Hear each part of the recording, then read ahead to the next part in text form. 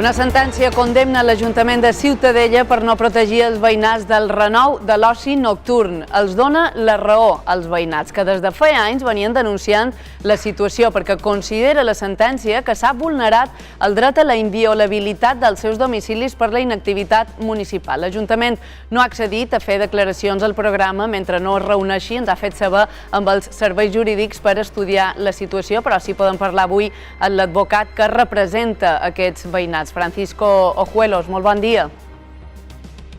Molt bon dia. Francisco, quin és l'origen de la situació que ha acabat amb aquesta sentència, com dèiem, ferma? Bé, l'origen és 25 anys de patiment que duen molts dels veïnats del Pla i ha arribat un punt en el que aquest patiment ha tornat en un canvi d'una voluntat d'enfrontar aquesta situació de l'única manera en la que ells pensaven que es podia tenir un resultat positiu i han demanat la intervenció de la justícia i ha anat bé, gràcies a Déu. Francisco, diu la sentència que la situació, i ara també ho explicava vostès, ve denunciant des de fa el manco 25 anys. 25 anys de patiment, com vostè acaba d'apuntar. Quines situacions s'han denunciat? S'ha denunciat el renou de diverses fonts, però que té el seu origen en les activitats d'oci nocturn, perquè el renou és una situació que impedeix la vida normal, però quan aquest renou és nocturn i ja ni tan sols pots dormir, ja la situació se complica, i en aquest cas diguem que ha hagut renou des de fa molt de temps, però els darrers anys el renou, llevat del petit per veïnats, ha estat el temps de la pandèmia, ha estat un petit marge de descans que han tingut, però la situació any tras any ha anat empitjorant i clar, els veïnats han arribat a un punt en què ja no estaven disposats a tolerar més que el que la llei els obliga a tolerar. Quines eren les conseqüències que provocava aquest renou en els veïnats afectats? Les conseqüències són moltes, de salut, no hem volgut perquè hi ha un col·lectiu de perjudicats personalitzar ningú de les persones que han reclamat, però hi ha molt de veïnats que han hagut d'anar fora de casa seva. Hi ha alguns dels reclamants i alguns dels afectats que no han reclamat en aquest procediment, però que estan reclamant en via administrativa una solució, s'han anat de casa seva. És una situació absolutament increïble perquè clar, haver-se d'anar de casa seva per una persona, ara que estan tan de moda aquestes qüestions de l'ocupació i tot això, jo crec que fa falta fer un pensament per adonar-se de fins a quin punt que te treguin de casa teva és una situació tolerable. Què és allò que ha considerat determinant la Fiscalia per estimar la petició dels demandants? La Fiscalia jo crec que ha fet un resum molt contundent de la situació. No ha hagut ni una sola actuació. Hi ha hagut moltes actuacions de la policia local per intentar evitar els problemes col·laterals a aquest descontrol que existeix en el Pla.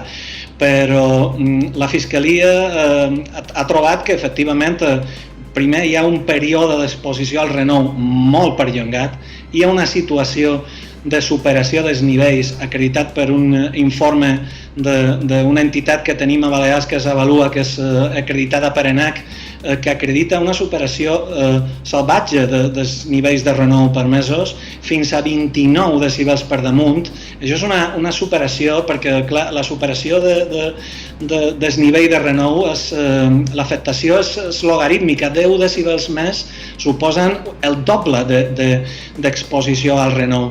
I la Fiscalia ha trobat que efectivament la situació era claríssima i que a més l'únic que s'ha fet per part de l'Ajuntament de Ciutadella ha estat instal·lar un sistema de monitorització de la qualitat de l'aire amb uns sonòmetres que no se poden fer servir segons la normativa des de fa ja 14 anys, d'antics que són, és un sistema molt bàsic, i la Fiscalia ha entès que efectivament els perjudicats tenien la raó i que havia de demanar l'estimació del recurs, i creiem que això també, més enllà del sentit positiu del fallo de la sentència, acredita que efectivament la reclamació era molt clara.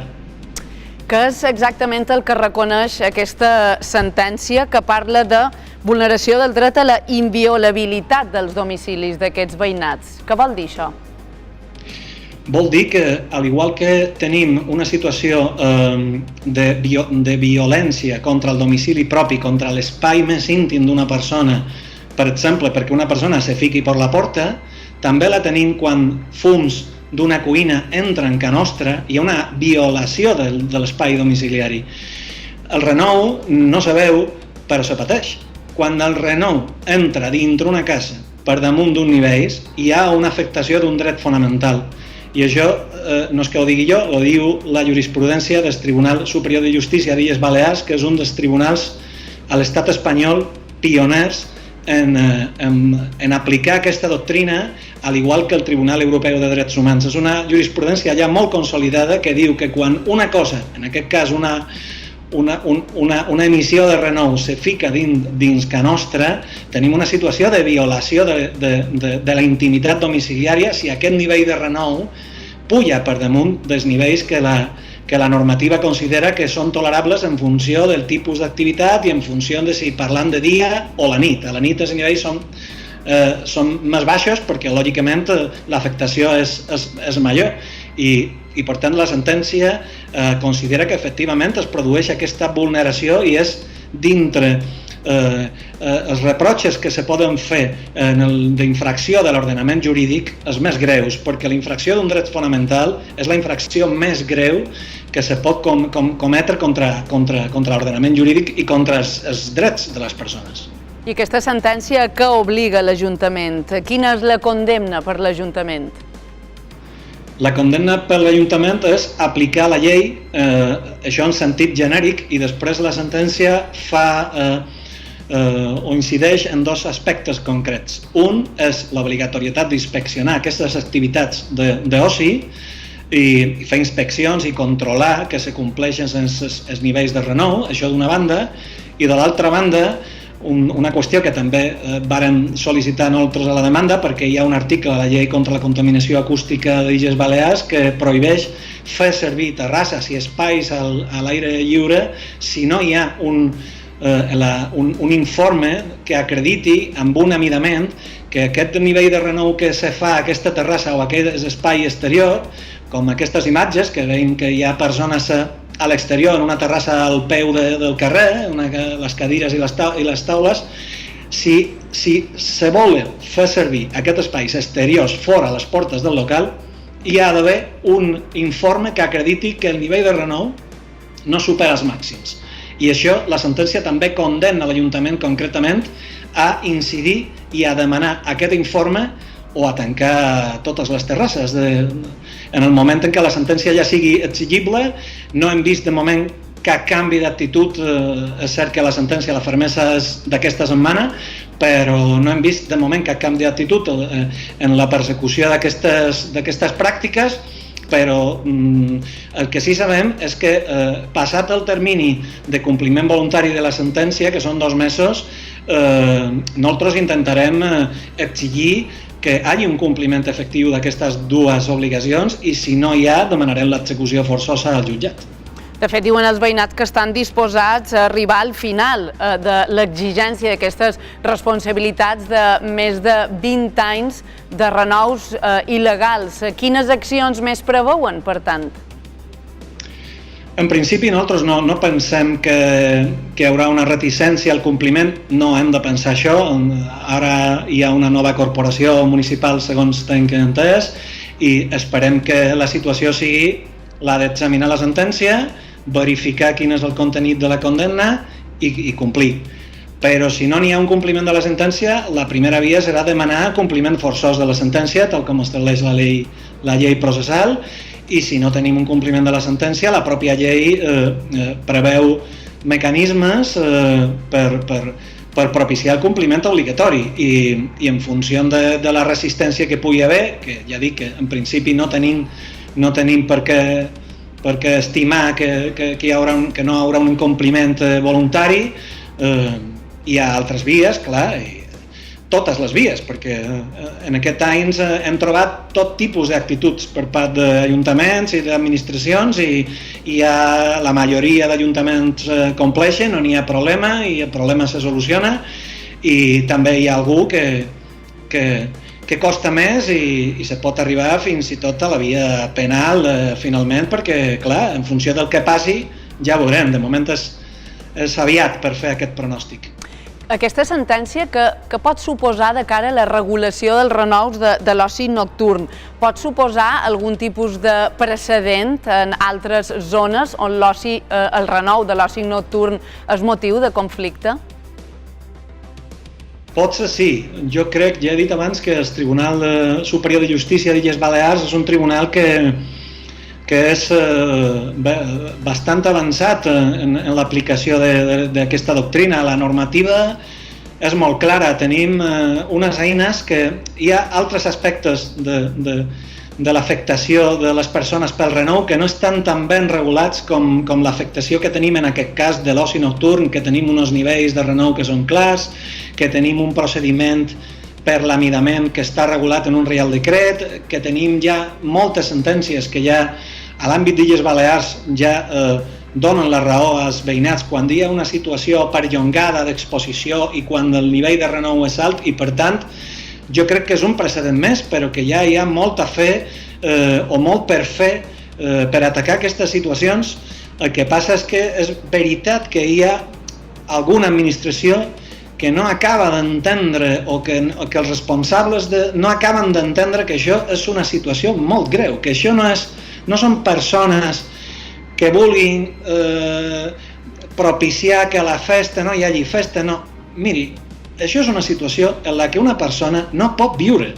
Si no pots viure dintre que teva perquè el renou no te deixa ni tan sols dormir, això és incompatible en la vida. No ja dic en la salut, és incompatible en la vida. I hi ha responsables polítics que no acaben d'entendre que això és una situació molt greu i que s'ha d'actuar. I nosaltres esperem cada vegada trobar menys problemes, però en aquest cas, per exemple, de l'Ajuntament de Ciutadella, nosaltres ens varen reunir nosaltres ja dic, les persones que ens hem encarregat d'aquest procediment que feim feina, fa 2 o 3 anys, va haver l'aturada de la pandèmia i varen intentar trobar una solució extrajudicial planteant la situació, varen fer uns amidaments previs que varen presentar a l'Ajuntament, varen fer una reclamació prèvia en via administrativa que és obligatòria a més i no hem trobat cap resposta. I ara ja arribant en aquest punt en què tenim una sentència judicial. Però aquesta sentència judicial no s'hauria d'haver produït si l'Ajuntament hagués tingut una certesa de que el que dèiem era una situació que sobretot impedeix a les persones viure com tothom té dret a viure. I és una situació molt greu i jo crec que esperem que d'aquí en el futur la situació canviï. Jo espero sincerament. Francisco, una darrera qüestió. Quants són els veïnats demandants i en tot cas què diuen, com han rebut aquesta sentència? Els demandants són un grup petit perquè, clar, per acreditar la vulneració del renou que incideix dintre l'afectació del dret fonamental fa falta portar un amidament dintre cadascun d'aquests domicilis. I això suposa una organització i una logística que bé, a Balears tenim Avalua, que és una empresa que se pot encarregar de fer aquest amidament complexos. Però això l'administració ho pot fer més fàcilment. Aleshores, aquest grup de persones és petit, però el grup d'afectats, per una qüestió de representació processal, el grup d'afectats és molt major. I ho han rebut amb esperança i també un poquet amb incredulitat, perquè han patit molt. Són persones que han patit moltíssims i alguna d'aquestes persones a mi me consta que ha plorat quan ha pogut llegir la sentència, perquè la situació és desesperada, és una situació molt complicada. Clar, ho deia vostè a l'inici, era una situació arribant a una segona passa en la que els professionals tenim la dificultat de fer entendre a aquestes persones que de moment no podem fer res perquè hi ha un període de 2 mesos de compliment voluntari de la sentència i la situació no ha canviat. Tenim una sentència, ja pensam en fer les primeres denúncies perquè la situació no ha canviat res de moment i és molt complicat i això l'administració hauria de fer un esforç perquè ja jo crec que no mereix la pena estirar més la corda. Jo crec que ha arribat un moment en el que ja hem de trobar una solució, fer una campanya de minaments, veure qui d'aquestes activitats compleix, la que no complegui s'ha de tancar immediatament i que faci les reformes que pertoquin perquè se compleixi la normativa i totes aquestes terrasses, totes aquestes situacions de taules i cadires al carrer fent copes i cridant fins a les 6 del matí, això s'ha d'acabar. Idò, Francisco Juelos, moltíssimes gràcies per valorar, per explicar avui el contingut d'aquesta sentència. Molt bon dia. Moltes gràcies, molt amables. Molt bon dia. Ho dèiem en començar, l'Associació Balear